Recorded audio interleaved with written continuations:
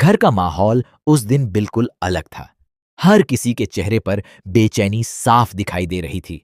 ऐसा लग रहा था जैसे कोई बड़ा तूफान आने वाला हो। तभी घर की नौकरानी तेजी से अंदर आती है और कहती है, मैम, वो फोटोग्राफर आए थे, ये तस्वीरें देकर गए हैं। उसके हाथों में एक बड़ा सा लिफाफा था। जैसे ही ये बात सुनाई देती है, वहां मौजूद सभी लोगों की नजरें उस लिफाफे पर टिक जाती हैं, खासकर थारा की। उसके चेहरे का रंग अचानक उड़ जाता है। उसकी धड़कनें तेज हो जाती हैं। उसे महसूस होने लगता है कि शायद आज वो सच सामने आने वाला है, जिससे वो इतने दिनों से डर रही थी। थारा कांपते हाथों से लिफाफा पकड़ती है। उसकी आंखों में डर और उत्सुकता दोनों दिखाई दे रहे थे। धीरे धीरे वो तस्वीरों को बाहर निकालती है। पहली तस्वीर देखकर सब सामान्य लगता है। दूसरी तस्वीर में भी कुछ खास नहीं होता। लेकिन जैसे ही तीसरी तस्वीर सामने आती है, थारा की आंखें फैल जाती हैं। उसके हाथ कांपने लगते हैं। ऐसा लगता है जैसे उसने कोई भूत देख लिया हो। बाकी लोग भी तस्वीर देखने के लिए उसके पास आ जाते हैं।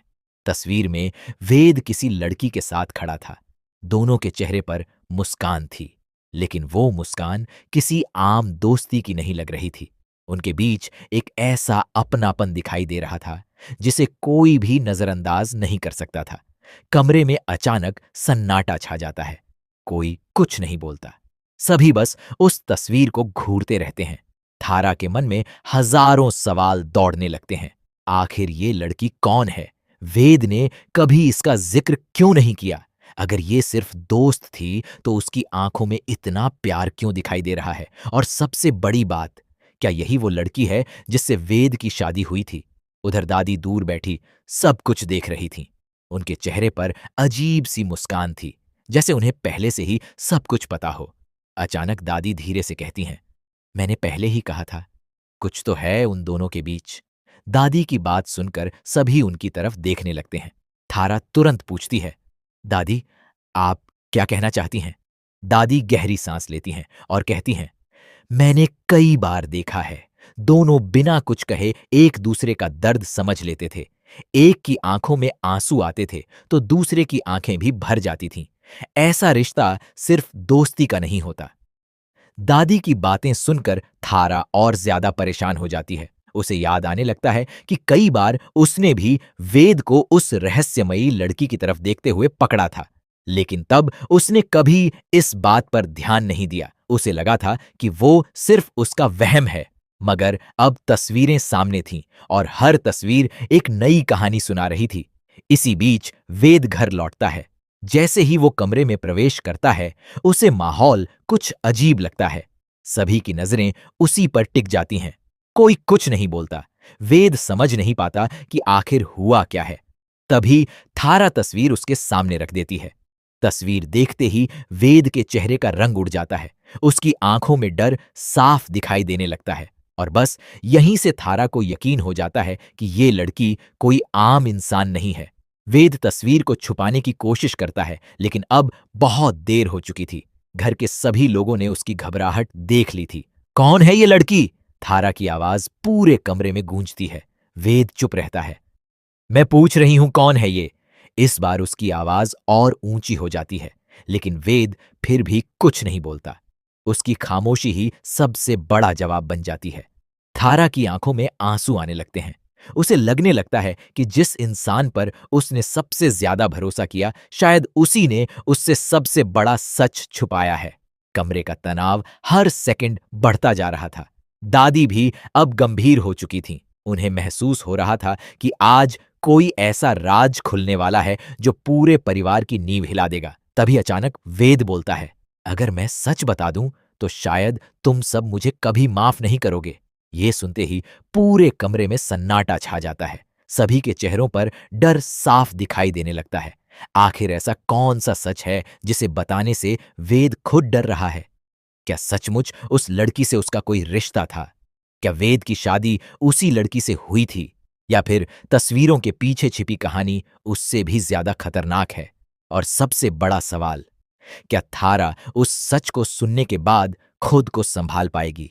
वेद के मुंह से निकले उन शब्दों ने पूरे कमरे को जैसे पत्थर का बना दिया था। अगर मैं सच बता दूं तो शायद तुम सब मुझे कभी माफ नहीं करोगे। उसकी आवाज में डर था, पछतावा था और एक ऐसा दर्द था जिसे वह वर्षों से अपने सीने में दबाकर बैठा था। थारा की आंखों में आंसू थे, लेकिन अब उनमें दर्द से ज्यादा गुस्सा दिखाई दे रहा था। उसे लग रहा था कि जिस इंसान पर उसने सबसे ज्यादा भरोसा किया, उसी ने उसकी जिंदगी का सबसे बड़ा सच उससे छिपा लिया। थारा ने कांपती हुई आवाज में कहा, इतना बड़ा सच आखिर क्या है वेद? और ये लड़की कौन है?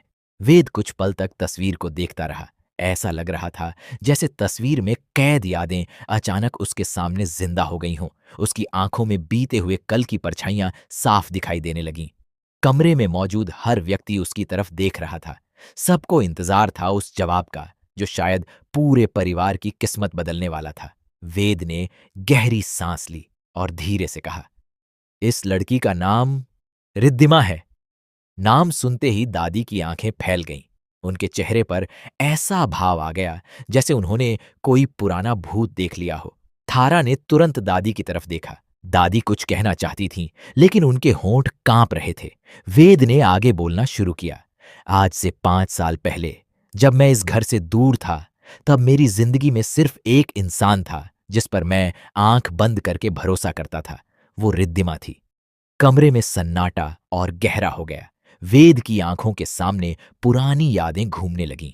उसने बताया कि कैसे रिद्धिमा उसकी जिंदगी का सबसे अहम हिस्सा बन गई थी।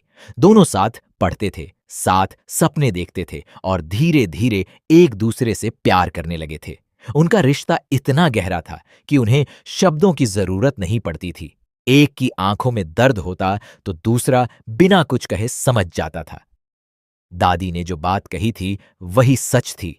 उनका रिश्ता सामान्य नहीं था। थारा का दिल तेजी से धड़कने लगा। उसे महसूस हो रहा था कि हर बीतता पल उसे किसी ऐसे सच के करीब ले जा रहा है जिसे सुनने के बाद उसकी दुनिया बदल जाएगी। वेद ने आगे कहा, मैं रिद्धिमा से शादी करना चाहता था। मैंने उससे वादा किया था कि चाहे कुछ भी हो जाए, मैं हमेशा उसका साथ दूंगा। यह सुनते ही थारा की आंखों से आंसू बहने लगे। उसके दिल में हजारों सवाल उठने लगे। अगर वेद रिद्धिमा से प्यार करता था तो फिर उसकी जिंदगी में थारा कैसे आई? लेकिन असली झटका अभी बाकी था। वेद ने कांपती आवाज में कहा, हमारी शादी भी होने वाली थी। सारी तैयारियां पूरी हो चुकी थीं, लेकिन शादी से ठीक एक दिन पहले कुछ ऐसा हुआ जिसने सब कुछ बदल दिया। अब पूरे घर की सांसें जैसे थम गई थीं। क्या हुआ था? थारा ने बेचैनी से पूछा। वेद की आंखें नम हो गईं। उसने तस्वीर को अपनी मुट्ठी में कस लिया और बोला, शादी वाले दिन रिद्धिमा अचानक गायब हो गई थी। ये सुनते ही पूरे कमरे में हलचल मच गई। गायब हो गई? दादी हैरानी से बोली। वेद ने सिर झुका लिया। मैंने उसे हर जगह ढूंढा, पुलिस में रिपोर्ट दर्ज करवाई, महीनों तक उसका इंतजार किया, लेकिन उसका कोई पता नहीं चला। ऐसा लगा जैसे वो इस दुनिया से ही गायब हो गई हो। थारा स्तब्ध रह गई। उसके लिए ये सब किसी फिल्म की कहानी जैसा था, लेकिन कहानी यहीं खत्म नहीं हुई। वेद ने कांपती आवाज में कहा, रिद्धिमा के गायब होने के कुछ दिनों बाद मुझे एक खत मिला था। खत? सभी एक साथ बोल पड़े। उस खत में सिर्फ एक लाइन लिखी थी। वेद कुछ पल के लिए रुक गया। कमरे में मौजूद हर व्यक्ति उसकी तरफ देखने लगा। फिर उसने धीरे से कहा, मुझे मत ढूंढना, वरना बहुत लोग बर्बाद हो जाएंगे। ये शब्द सुनते ही सभी के रोंगटे खड़े हो गए। थारा को महसूस हुआ जैसे उसके पैरों तले जमीन खिसक गई हो। आखिर ऐसा कौन था जिससे रिद्धिमा डर रही थी? और उसने ऐसा क्यों लिखा? वेद ने कहा, मैं समझ नहीं पाया कि वो खत किसने भेजा था, लेकिन मुझे यकीन था कि रिद्धिमा अपनी मर्जी से नहीं गई थी। उसके साथ कुछ बहुत गलत हुआ था। दादी अचानक बेचैन हो उठी। उनके चेहरे पर डर साफ दिखाई देने लगा। थारा ने गौर किया कि दादी कुछ छुपाने की कोशिश कर रही हैं। दादी, क्या आपको कुछ पता है? उसने तुरंत पूछा। दादी घबरा गईं। न नहीं, मुझे क्या पता होगा? उन्होंने नजरें चुराते हुए कहा, लेकिन उनकी आवाज उनका साथ नहीं दे रही थी। उधर वेद ने भी दादी की घबराहट नोटिस कर ली थी। उसे पहली बार महसूस हुआ कि शायद इस रहस्य की डोर घर के किसी सदस्य से जुड़ी हुई है। इसी बीच अचानक घर का पुराना लैंडलाइन फोन बज उठता है।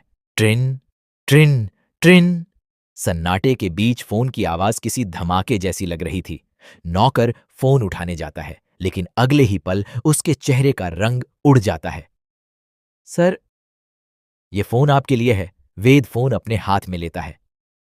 हेलो। कुछ सेकंड तक दूसरी तरफ से कोई आवाज नहीं आती। फिर एक महिला की धीमी आवाज सुनाई देती है और वो सिर्फ एक लाइन कहती है, वेद, अगर रिद्धिमा के बारे में सच जानना है तो आज रात पुराने मंदिर में अकेले आना। वेद के हाथ से फोन लगभग छूट जाता है। उसका दिल जोर जोर से धड़कने लगता है, क्योंकि वो आवाज बिल्कुल रिद्धिमा जैसी थी। फोन कट जाता है। पूरा घर हैरानी से वेद को देख रहा था, लेकिन वेद के चेहरे पर डर साफ दिखाई दे रहा था। क्या रिद्धिमा जिंदा है? अगर जिंदा है तो 5 साल से कहां थी? और सबसे बड़ा सवाल, पुराने मंदिर में उसका इंतजार कौन कर रहा है?